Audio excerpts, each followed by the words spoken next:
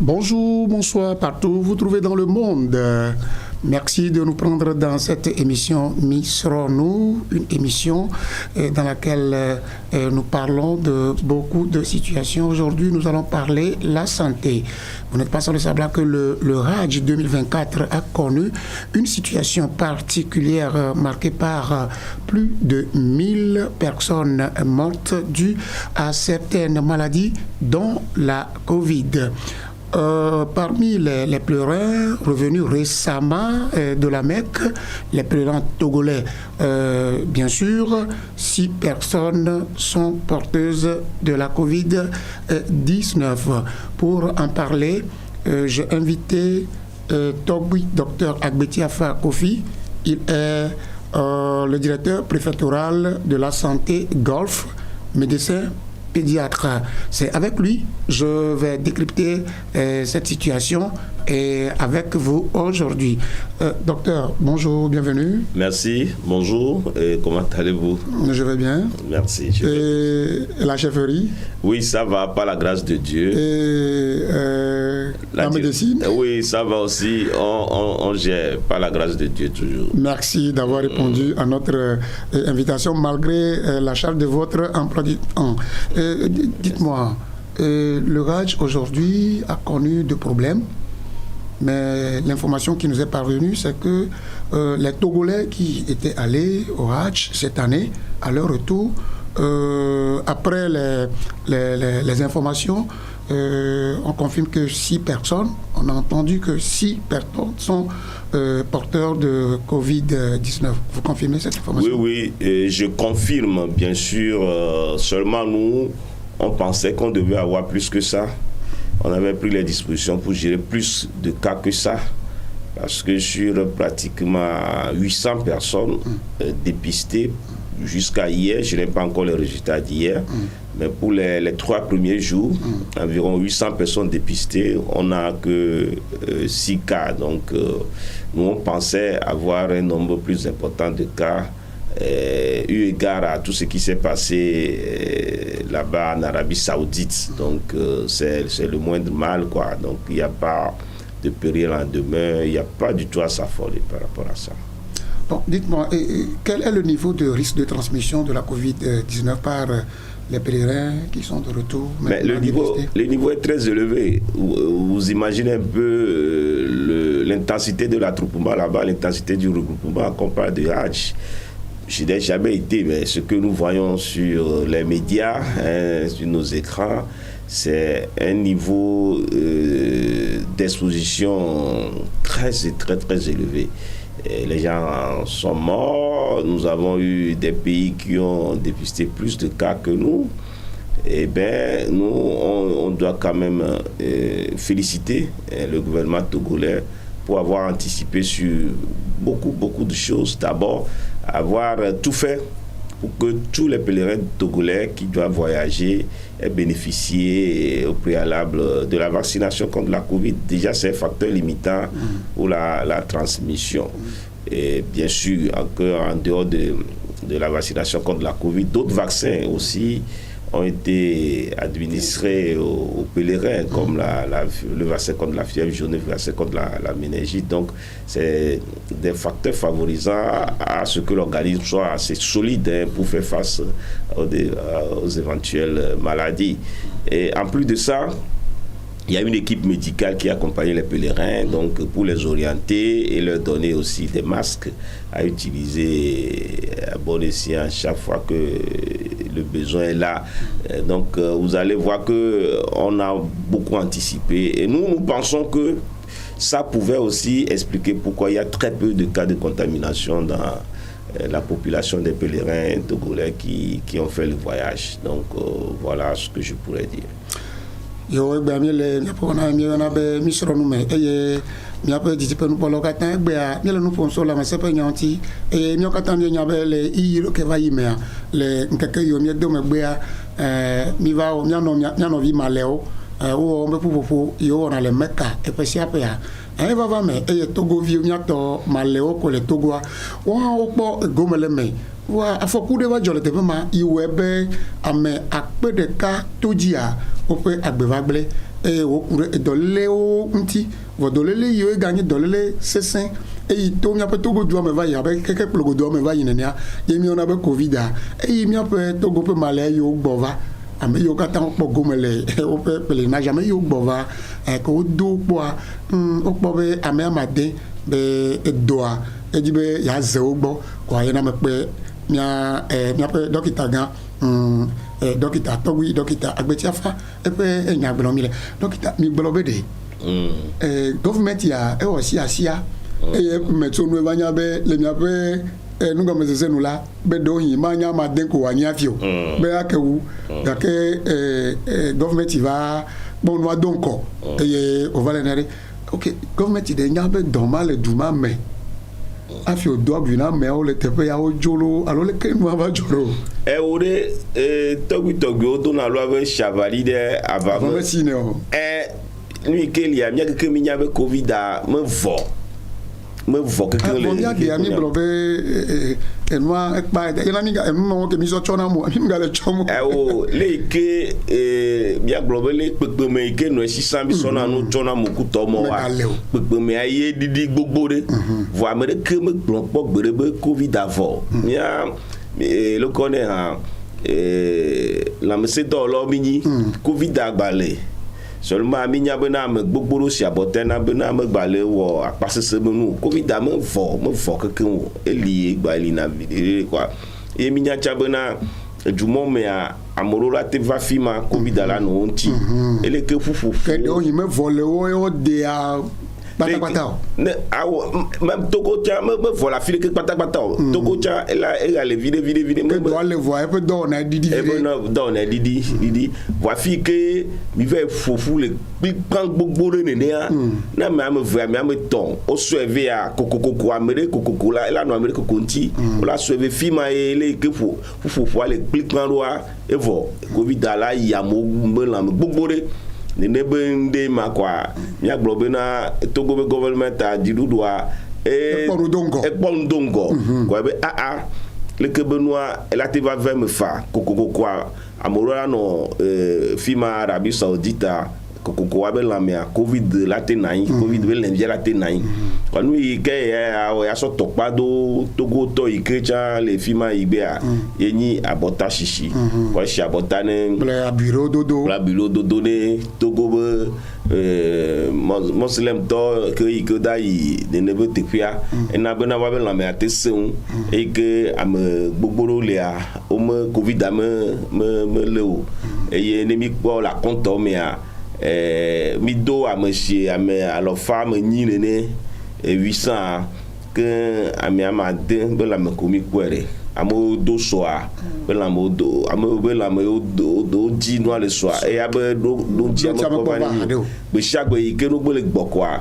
wodona wo kpɔna ŋkeke gbãtɔ yi ke amewo va ye wokpɔ ame ame ne le me dzoɖagbe ma braɖagbea que mia nɔviwo ma le wo gba gbɔsɔ Arabie Saoudite wo gba kpɔ ame ve le me kuɖagbea amewo gba do ame si ŋvi ɖe to le alɔfa tɔ̃ mea womekpɔ le ame ɖeke be lãme ke esɔ yɔɖagbe va yia amewo be lãme doe ɖa mi mekpɔ xɔ ɖo ŋuti o wa kaka la na gɛvɛ la ƒo alo ga ɖe me zã ɖe ya ɖu tsantsa la to mia gba kpɔ ɖa lo. Et la direction de la Direct7 aura l'opportunité de vous informer à chaque fois que les cas vont se verraient avérés.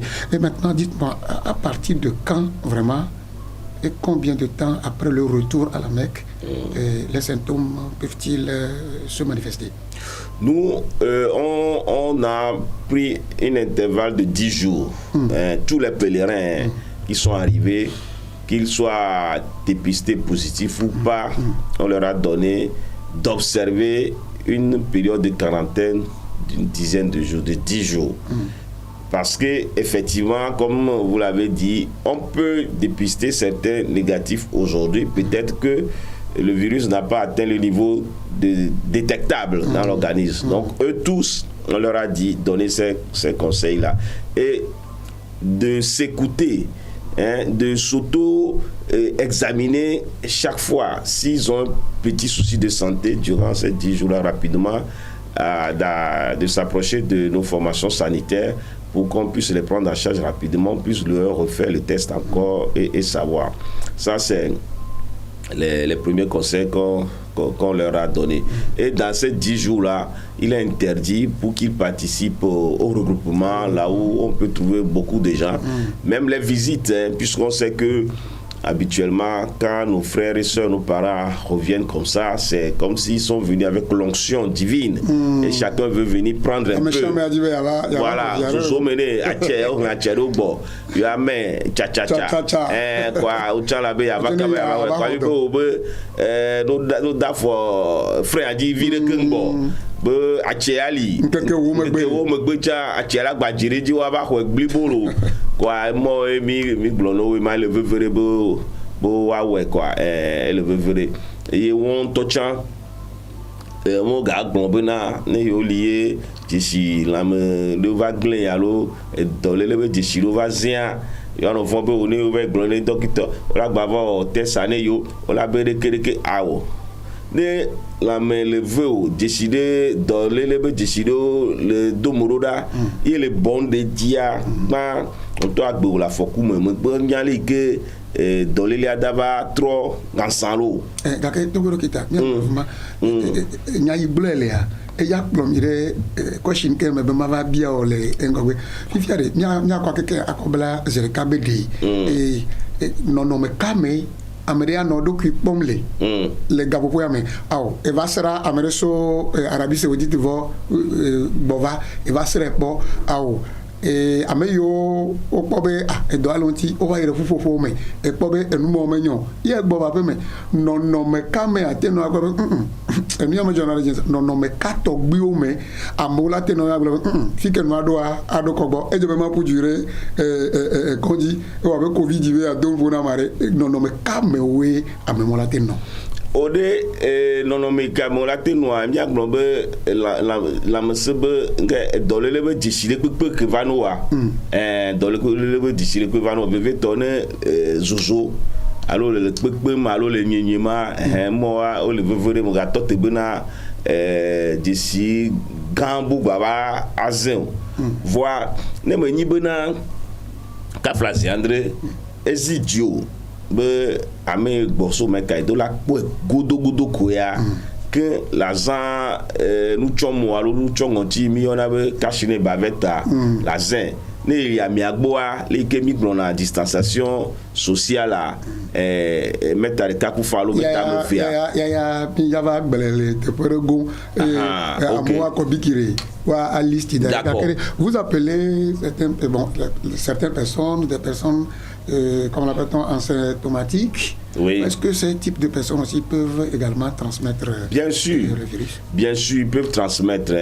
Vous n'avez pas besoin de faire des signes d'abord. Une fois que le virus est dans votre organisme, vous pouvez transmettre le virus, que vous manifestez des signes ou pas.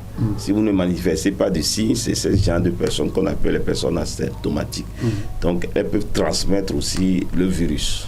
Sûrement que au niveau du Hajj, beaucoup de gens qui ont transmis le virus étaient des personnes asymptomatiques. Ils avaient le virus dans l'organisme. Ils n'étaient pas malades. C'est pour ça qu'ils ont fait le voyage. Et maintenant, là-bas, ils ont propagé la maladie, le virus. Ils ont propagé le virus à d'autres personnes qui aussi l'ont reçu. La preuve, les 6 Togolais qu'on a dépistés positifs, aucun ne manifestait de signes. Apparemment, ils étaient très bien portants. Mais c'est le test qui a révélé qu'ils ont le virus. Donc, les personnes asymptomatiques aussi. Ce que nous allons comprendre, les 6 personnes togolaises qui sont testées positives pour le moment, mais vous venez de dire quand même que le gouvernement avait une vision de la chose en vaccinant les gens, en injectant certains produits pour arriver là, que le risque soit... ces 6 personnes n'avaient pas été vaccinées ici et plus d'injections avant d'aller au Hajj. Bien sûr, ils ont été vaccinés et c'est ça encore leur, je pourrais dire, leur chance. Parce que s'ils n'avaient pas été vaccinés, peut-être qu'ils vont aussi développer la forme grave de la maladie. Voyez-vous, la vaccination, c'est une sorte de barrière, je pourrais dire, interne dans l'organisme. Mais la vaccination n'est pas une barrière externe. La barrière externe, Ce sont nos mesures barrières que nous connaissons habituellement. D'accord? Donc, si vous vous vaccinez, le virus, si vous êtes vacciné, mais vous n'utilisez pas les barrières externes, voilà. Le virus, lui, il peut rentrer dans votre organisme. D'accord? Maintenant, c'est une fois qu'il est rentré dans votre organisme que l'organisme, à cause du vaccin que vous avez fait, va rapidement le tuer. D'accord? Maintenant, pour éviter que le virus ne rentre pas dans votre organisme, ce sont les mesures barrières externes là que vous devez appliquer. C'est les masques, le lavage des mains, la distanciation, toutes ces mesures barrières qu'on avait l'habitude de dire au cours de la pandémie. Ce sont ces mesures-là que vous allez utiliser. Donc alors qu'au RAJ, il y a tellement de monde que... Il y a tellement de monde. Il y a eu tellement de monde. C'est difficile d'observer les Non, mais attends, c'est compliqué. Ça, c'est quasi impossible. C'est quasi impossible. Donc, il se peut que par contact ou par voie aérienne, tout ça, les virus sont rentrés. Mais comme ils étaient vaccinés, ils n'ont pas été dérangés. Et peut-être le virus il s'est rentré dans l'organisme de beaucoup des 2000 et quelques pèlerins togolais qui sont allés. Mais leur organisme, à cause de l'ancien vaccin, à cause de l'ancien vaccin, nouveau. Voilà, a vite lutté contre ça, détruit tout ça là, et on a cherché, on n'a pas trouvé. D'accord. Donc, voilà ce que je peux dire. Il y a un viviade, et noya evavo, et amé amadé, et au bosso, et maca, et au vacpove, au do bois, au pove, amé amadé, et doava zéobo, viviade, et noya vavo.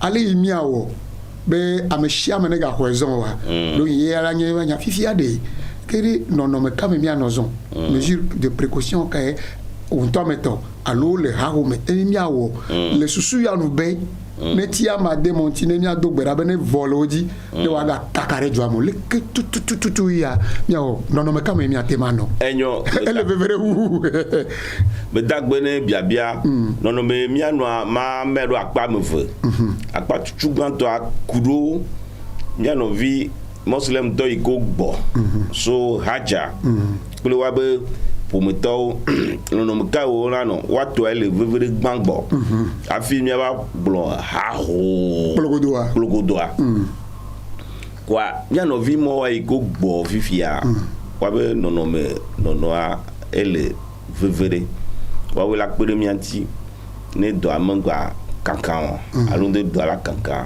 wa gbo we la so gba bi blon no be na no gbo a kashnea no gbeli amele gbeli wa gbo ko ya dola do cash ne ko na amele le wo gbo o dola do cash ne okay kamere ame va wo gbo ere ame va gbo chara do cash ne ke mi ga ya trowa mo chonu me nyama mi ga ya trowa ma mi le gbon amo we gbo so hajia be nya o de me le gbon ke gbo tutu gbangbo be ni mi gbon atovoa mi ava gbon lo haguato hajito no chonoti hachito la amere va gbo ko chonu moti amiacha chonu moti malewa no hachito ya ko gbo so hajia le keye patoto amedo kibe wono naisa oyo dola gba no we ko be gboso haji ko akakan keke ami wo dola no we won to agboye patoto amedo kibe wono da sesele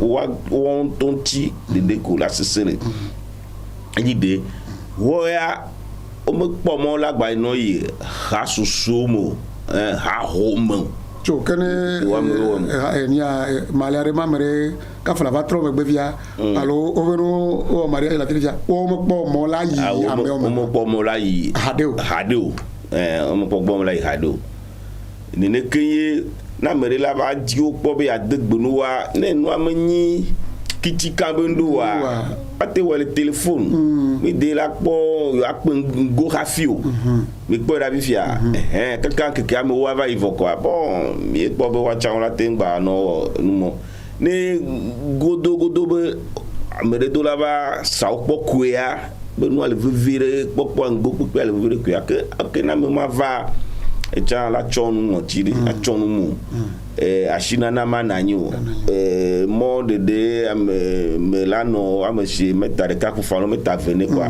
nyelia wa gblɔ ame agbadzo yaƒe me kɔa akplɔ asi kekekeke alo ne gel be numɔ le sia la sɔzã ne va ve me bena wole kpekpea ke wa kpekpe wa do kasi ne akpekpe alo kpekpe le agbɔ kliko me awale akpekpea be enu yo la dogo le wo nu mea ne gagere no yo pe ŋɔtsi mo eya enyagbewo kan ame yiwo so hajia bɔva kaka nkeke ame wo ɖe kɔ avɔ wɔtsa ate gbɔdzɔ numɔ ovi ɖe eye ne kake lame be agble ovi ɖea wodo la na mianya kaba ne miagba si toro wanti akpɔ nu yi le dzɔa covid ya nubuya le miakpe wanti aɖi ɖe akaba egɔme nye be le information mea wo gblɔ be menye covid akoe o ɖe wo be ne va tsɔ gbɔgbɔ na mo hã wo megate le gbɔgbɔ nyui o be nu edɔ sugbɔsugbɔ le nua me edɔ sugbɔsugbɔ le nua me nu yi ke miami le gblɔa gbɔgbɔ nu yi ke tsu gbɔgbɔ na me afi ma ye miami le sɔ susu le yi be ate te covid puisque ame ɖewoa okufɔ mekpɔ test anɔ hafi ku puisque mi nya be covid da zi geɖea hafi ame ala kufɔa gbɔgbɔ be tsu na me kɔa mia be susu yi emɔ tsɔ ŋuti na me hafi wogblɔ be na ame ɖewo tsã zozo le yi fi ma zozoa senɖoa ewu ame ɖewo tsã fa kɔa magblɔ be ekpatɔtɔ ame ɖokui be wɔnɔ ku ɖo mia nɔvi ko gbɔso hadza ŋutia emɔ yo kape eyi ya le titre de miadzire afi mia yi de hawo to adia mia aho pose tutu mare e wa annonceur 20 do e mia katrofa emeko akpe.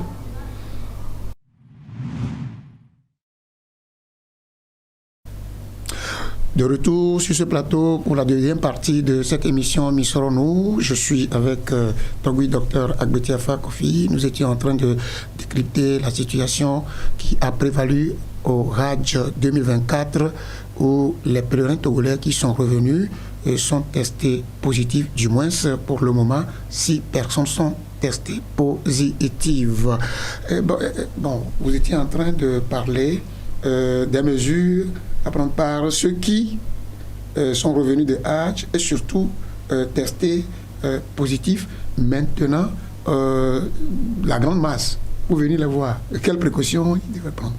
Non, venez les voir pour le moment, comme je l'ai dit, venez voir ceux qui sont revenus du pèlerin, du Hajj, du pèlerinage. Nous disons que si ce n'est pas nécessaire et indispensable, ce qu'on voudrait leur dire, on peut les appeler au téléphone, nos frères et sœurs musulmans qui sont venus du Hajj 2024. Si vous voulez les voir forcément, que vous voulez leur dire, ça peut se dire le téléphone. Ça dit, c'est une question d'extrême urgence. Alors là, ne le vadava asra ok les que mi photo dans la mou gamea ekola o wachon wa so kashine bavet maso chongo chikunu e no vakboa omega classique no omega na shiu wano wa de daga meta venene eye no bronya que jovo quoi wachon classique tomo nyao que mon quoi yo akbeto e mi le no afoma e pa e nu veve yo nyele yi veve ya me parce que ali covid me nya ma jole togo san togo vide ke magaji gbere be covid ne ga onuka ne ga ba gere mi ape e doamo e ke mi le asenwa kalefia e Georgina mare e odo kame e bia ya ma bia ma ya gbo afine ni to ma ga ba trozu ma ga trovadi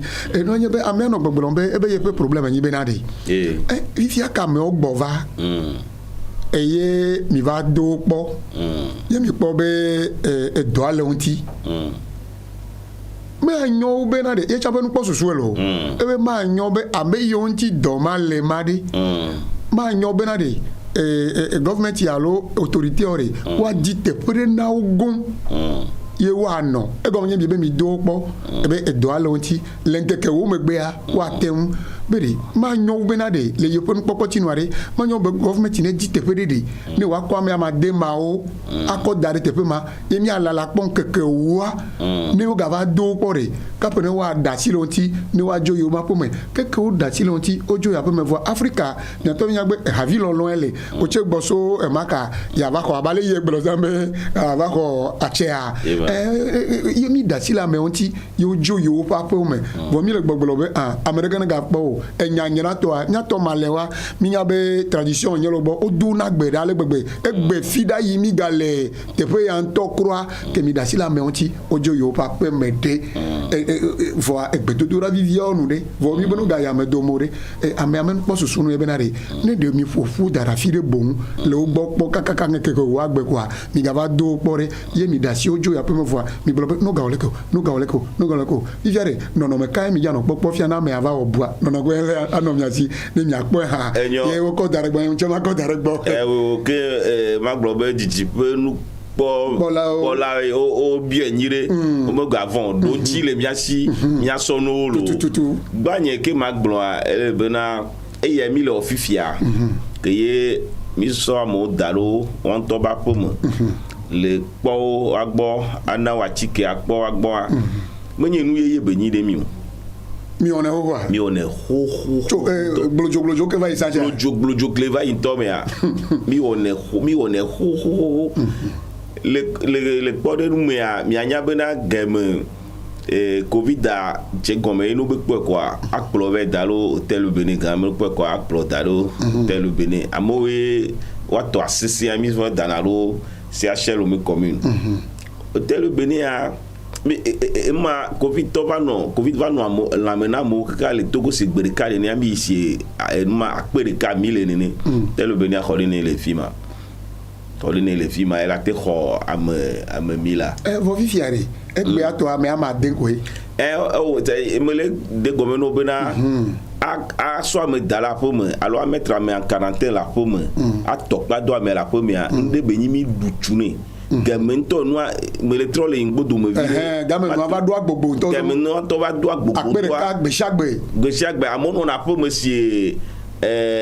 alo femme ni alo femme André nene munya mama depe ko ya le glolo le duko globia do amia amono na po musika kasi akpe o nene vo ami du tune me gana be do agba kankan munya mi ama den aye mi mate du tune ne mi te pe ame akpe oji la fo me ya onu apo me mi ponawo ano dagbero an kekekeka doivent didi que le tout quoi mi apete mi va de mochono ara mi ama de ko mi ama de to ko ma c'est wa bokono bo mo ndeke wa e uvialo mi ama sugbo mi ama de wa ava de pe e gomo yebe na de dokita mi o mi nye domale ke ameyo menye dokita o egbe mi adodora to ko mi aga do gbere da fiare to ko tomate lo gbere be domane ga fo yena ke o va to fi obo ba me ame ne ga nya me ame veche a denja ame enye denja fo le pobe ame ocha enu ike mi asie nyi bena ame o a o shabota donc amo shabota le vi mado la mena le vian to fui bele la me le gabo boya me to ne to la va via mado no ya to cha ame wa ye ti be globena didudo a ekponu dongo laissez me via ekponu dongo donc ame on ne me nyowa me amade wa do yin tak mo no via no le via mo je kuku vo ma o ko yo ba me gbogbo pour le doigt me la yeme o be to akpere ka lo faton ya me ro le yoyon yeme ko la ma ouve to go vionu la pobena ne le shabota il via do la menoa le via me batte pona mo agano me o tocha la batte tro amena ne le gba tutu la mecha et da tutu le vie que cou et fanfan parce que do la menoa et nous suit me gba le Edokrimo kaka ne yento ga afire hare magate o kwa o amji ejimo ga de le pona mo ambo jire jeme si ambo jire jeme mi dutune mo mi wo covid ona mi dashi di gbalele ke togo wa pa covid to gbo mi bon pays et juli que gamele sikaka de que vokake ale que jumevio to souhaite doter et alors dure il me pas dengole ndo me me gamele jo wa ndo me pas dengole nanu mo va mi jagba kaka tengle numa e togo ame yo ku ka fla ame yo tro magbele numa me togo jagba yo kwa jime garde le phone dijipe nu po la non elle avec nous ya joko je se ma amo ga do la pe mo oh mi abashi o me mi wonu igo mi awa tukara de kentomelio o tukara de kentomelio entie mi va be mi ade gombe do quoi tukara de kemelio lo yo fifiare doya pele mi anovi male amadeu ye government iple mi ameyo ketan le government ipe dodo ma o me abe dokita one mi pe asi ele do so amade monti le eyame ko mi anovi ko biabia ya doda mi da pebe de won ese gome be mi dutuna ale mi atempo amegbo le yan to we apeme ta no me ya ne gavana amola ba kakara ta ava plachita we nde gba le jolo yo maga chotio yo maga ya simo yo maga ya gblewa be yo dutuna enmu fifia de ne hunogbo ye huno le nya bio kekere etona tebe na bio fifi are le kemia o ate kenke ma o afi nui me ko ba to wa ne wa ate ajo mi tro ba fifi enwa level fifi are traitement disponible ka le fifia na ameyiwe mi va dopo ye mi pobe do ma le ti ame amade wa dodo kai mi ore wo pe gaganti traitement unti patapata fifia o gba mele glombe na ame onto si abota sanvo wa be lambianto ele kankpe dari me ga glotia be Covid be le vi ma do la meno wa nu to le su to le vi ma vi fi anu blenu wa de la ku ke abli bo adiba o be lia ko gbe no vo kwa atikeli unawo agba so pele ki won to o shabota san kaka na egbe ami mo pose be wa do to le ke le tro megbe alo la me gble o li ko si le ke le glombe porter o li ko si mia ke mia o ne seulement o mo le Togo o le won to wa po mo o dijé o po kadodo le kudo tokito du me siai kwa tukala le kentomelio fufon le kentomelio lo on to chon le fi manire do ya o gba le sese no mi ko on to cha le via gbore via ala we atike o ke mi ape didi pe nko lo yele nya ekpom e o le mi ape enyama jujuro sema o ro la nya be amya de yo gbo yo do po que ole asinyo eme ole asitro lonti ko gboso ka kabaro fia mi me passe job we nya de kerado maintenant vous venez de parler de la vaccination. Oui.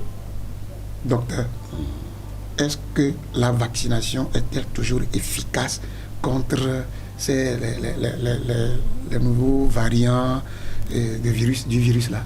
Oui, d'abord je dis à la population que nous avons encore assez de vaccins. Le vaccin est encore là gratuitement. Toute personne nécessiteuse peut venir se faire vacciner. Et les gens le font. Ils viennent. La preuve, nos pèlerins, avant de partir, voilà, on les a vaccinés. Et ça, c'est un. De deux, comme je vous l'ai dit tout de suite, le Togo est une preuve vivante. Pour avoir vacciné tous ces 2400 quelques pèlerins, nous avons vu que même les cas de Covid qu'on a, c'est un taux très faible. Et ils sont venus, ils sont en bonne santé. Ils n'ont pas de problèmes respiratoires, ils n'ont pas de signes apparents. Donc on peut dire que déjà la vaccination a joué un rôle important dans leur état de santé. Donc on dit que pour le moment, la prévention que nous avons, la vaccination et en plus des mesures barrières sont très efficaces contre cette maladie-là. Voilà, donc c'est pour rassurer encore la population. Si aujourd'hui, nous avons laissé tomber de façon systématique les mesures barrières, c'est essentiellement grâce à la vaccination. Parce qu'il y a une grande partie de la population togolaise qui était vaccinée. Et donc, on se dit que l'immunité collective a joué son rôle aussi pour que le virus puisse disparaître en grand nombre. Voilà. Également, comment Amérique va donc Kamenama, vaccination, mais il y a un taux de joviare. Il y a un vaccination à Saré, et pour la mena, il y a d'abord, très bien. Et la vaccination, normalement, ce qu'on dit, comme elle est gratuite, les gens peuvent venir renouveler ou bien faire les, comment nous dirons, les doses complémentaires, supplémentaires.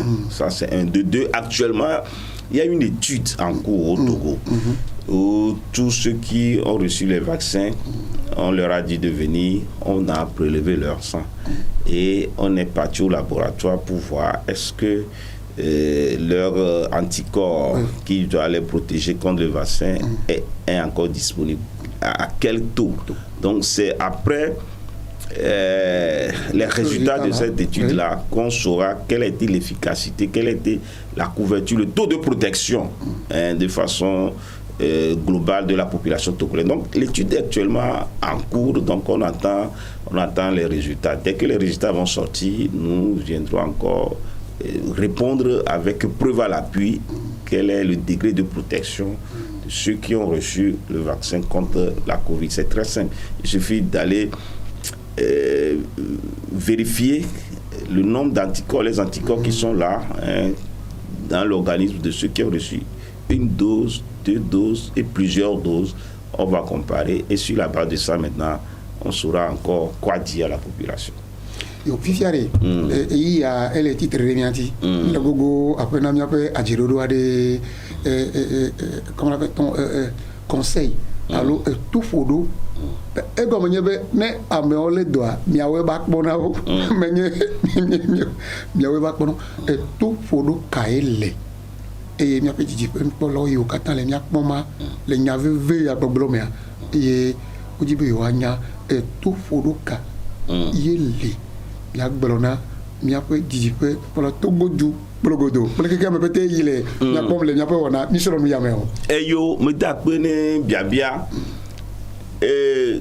gba ma bi onyare lo to ne avola shio le be ya ton wale agbedeli capitali biklali telali be kala sona bre ton wane o na we ma to ya do ma ko na tela ok e vous alo mo la shio e gblen biklali telali agbedeli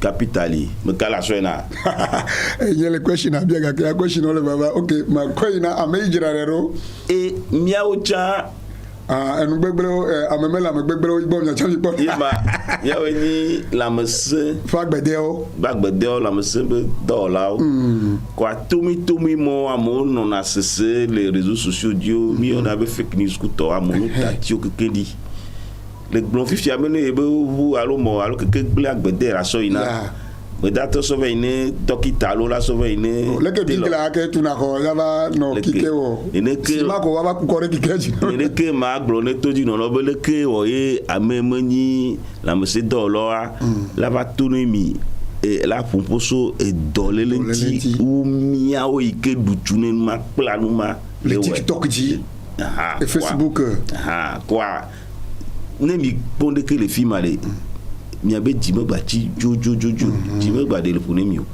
mi va biomi yama le ike nyawali abale direct set dodo ko jibe nya mi mele gome sori yemi pe la mese magbede abeneva ade gome evo to puro nye ke ko magbo ni mi ma obenke be tu la chenwa mni abaka yore evo nye ke ko nyama so daroto jipe nous pomo lo boy malo ni sore soya ye me irasimi kwa ye me la mos e ko benya ya e kakara visa vilo les gens sont paniqués il y a des gens qui disent que oh et que doit y ça à mon temps au dit non mais do causer le TikTok plutôt dit ye la dadoa les porume atwaka anu les Kouadoumé, Miame, Hanuno, Adikou, Plito, Amo Yassime, Yipoulepe, mais il y a encore maré, et il y a qu'elle Agblona, à me convient. Et il y a un magbla, me apparaît semble. Mi me gba tout me mo mi tachi nu mo mi a auto toile mi agbo mo keke me hion covid me gban lo jo amene mi o me le da gbanchon covid me le da gban le jo amene mi o lo mi a novi muslim to iko leve ari gban o siabota gbogbo tomo cha wa ma de ma mi gbo la mi na covid do la mi no me gba ni covid de senu si le ke mi a mi siabota no kwa jime gade le fone amare kento de kemel yolo akanu nu menya mele o nyare kemel amone yiwa ba do di ogbe le jijwe me ple kankare jime de kento tukara de kemel yo de tukara la va do moro achamila na mi anya le yi mi al tukara de kemel yo na no vi mo gbo ye mi okpo male la mi do wa me gbogbo o siabota vai eni ma gane de mi evelia achile unchi bu ma kankane joamoro o me le da kankane joamoro me ga blanke o me le kankane le joamoro kwa amobe jine jemelo e me keke am shame ne yebe do di ogbe kwa nyare kento melio nyare kemeli kudo covid be manti le yo molo yo akbe mi wa be mi vale do afotene mi ape adjere do que votre mot de fin pour terminer ce débat o nye ko nya magbloa akofa nyalo jide po nye magblo manti me varo e me globe mi awe du tune la mesebe nyawo mi agboko e mi ase nyawade manolo de magbo bude miolo me sebe fia ma nyimba va ti juju ka no hala anu gbele hamolo kwa amshia me ne nyanyire bena covid benu mava achile nti mo le da blende kento le joamo e ameiko ticha be lambe belia achile wa ti chirelo et ce que vous venez de dire tout à l'heure là vous allez regarder dans votre caméra et vous allez dire ça en français parce que ce n'est pas tout le monde qui maîtrise. OK, je voudrais dire à la population togolaise d'être rassurée que nous ne sommes pas en épidémie de Covid et nous ne rentrerons pas non plus en épidémie de Covid. La situation est maîtrisée. Il ne doit pas avoir de panique. La vérité, c'est nous qui allons venir vous le dire. Nous sommes le personnel de santé. Notre travail, c'est ça. C'est tout ce que nous savons faire. N'allez pas écouter les autres qui ne sont pas non professionnels de santé. Je donnais un exemple tout à l'heure. Si j'ai une voiture qui est tombée à panne, je vais chez qui pour réparer? Est-ce que je vais chez le menuisier? Je vais chez le maçon? Je vais chez le mécanicien? Ou je vais chez le couturier? C'est clair, je dois aller chez le couturier et chez le mécanicien. Si j'ai un pagne pour me faire coudre un joli habit comme celui que j'ai porté, mais je vais chez le... pour la publicité, après vous passez à la comptabilité. Je vais chez le menuisier, chez le mécanicien ou chez le couturier. Je vais chez le couturier, c'est normal. Si vous avez besoin des informations en santé, vous n'allez pas aller chez le menuisier, ni chez le mécanicien, ni chez le... Mais vous venez chez nous, le personnel de santé. À moindre doute, lorsque vous avez des informations sur les réseaux sociaux, venez vérifier chez nous d'abord. Donc, nous sommes là pour rassurer la population togolaise qu'il n'y a pas de problème tout. Nous, on n'a pas de problème. On savait que les Togolais qui vont revenir de la Mecque, il y aura des gens qui vont porter le virus. On le savait depuis longtemps. Et nous-mêmes, on est très contents parce que jusqu'à présent, c'est seulement 6 personnes. Nous, on croyait que ça allait faire du boom. Ça allait faire du boom. On aura plus de gens comme dans certains pays. Mais on remercie le gouvernement parce que le gouvernement avait déjà anticipé là-dessus en prenant un certain nombre de mesures, en vaccinant tout le monde avant le départ et en envoyant une équipe médicale qui a assisté les gens là-bas. Et au retour aussi, on les a pris en charge. Donc, il n'y a pas de péril à la demeure. Il n'y a aucun problème. Que tous les téléspectateurs de Direct 7 soient rassurés que les 6 cas positifs qu'on a maintenant là sont sous contrôle, bien pris en charge et aucun ne va propager quoi que ce soit dans la population. Donc, les tisanes, tout ça que vous prenez, boire, tout pour... Non, laissez tomber. Vous allez vous intoxiquer pour rien. Il n'y a aucun problème. Vaquez librement à vos occupations. Donc, il n'y a pas de problème. Nous sommes sereins. la situation d'antan là, on ne va plus vivre ça. Toutes les mesures ont été prises, soyez rassurés. Et c'est pour ça que nous sommes venus pour vous le dire. Tous ceux qui vous font peur sur les réseaux sociaux, tout ça là, il faut les oublier. Si vous avez une information sur les réseaux sociaux, venez vérifier chez nous. On a plein d'informations sanitaires dans vos quartiers. Allez vérifier. Nous vous dirons la vérité. Et nous n'allons pas cesser de passer sur Direct 7 TV et autres médias pour vous apporter la bonne information en tant que professionnel de soins. Donnez à César ce qui est à César. Yo, Togbi, docteur Agbetiafa Kofi.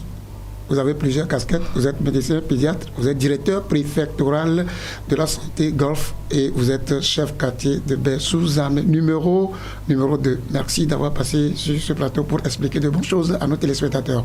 C'est moi qui vous remercie. Et vous, nos téléspectateurs, merci de nous avoir suivis dans ce débat. Nous savons que l'actualité de l'heure, c'est la Covid concernant les 7 cas dépistés au Togo, les 6 cas dépistés au Togo et les pèlerins qui sont arrivés de la Mecque.